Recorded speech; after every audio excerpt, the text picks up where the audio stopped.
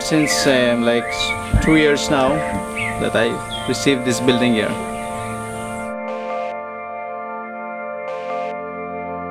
We have to seek the Lord and continue asking, praying for the Lord to help us so that we could go more stronger and stronger in our faith. That's what I'm sharing to them. So we go from village to village to visit the church there and share His ministry to them. And after that, then we start to bring the team. I think what International Servants has going on is it's perfect. They start out and train their ministries, their pastors, their churches, all the students. There's the pioneering phase where we go into a village where there's no Christians and we share with them about Christ and start that new church. And then there's the parenting phase. They still receive about half their funding from us, but the other half they begin to generate on their own. We build a building for them at that point. And then we also have the partnership phase. That's when the church becomes self-sustaining. They receive 0 funds from us, and they actually give back to the beginning process. That's where we get the pastors for the next Pioneer Church Plant.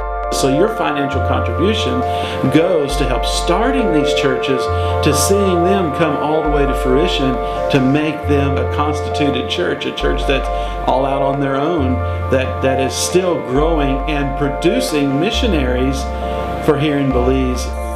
Sometimes it's hard for us to go to the hospital. It's so wonderful. It's a great help for the village, for the people.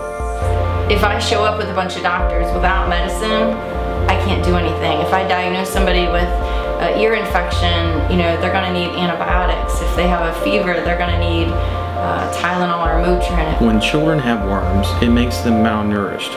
Over 40% of the children in our villages are malnourished to the point of stunting. We have a feeding program where we feed malnourished children. That's very important. It's also very important to deworm them first, because if you don't, it's pointless to feed them because the worms are going to eat the nutrition. And so if you don't give, I can't get the medication and supplies I need to have a medical clinic. The whole purpose of a medical team is not just to save lives, it's to open up hearts to Christ. And so by opening up hearts to Christ, people begin to listen to our pastor the other 51 weeks out of the year, all because of having their physical needs met in our medical clinic.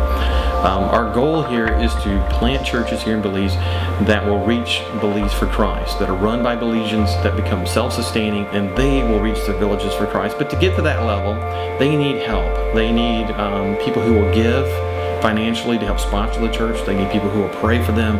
But we also need people who will go, who will come here and serve on the medical team.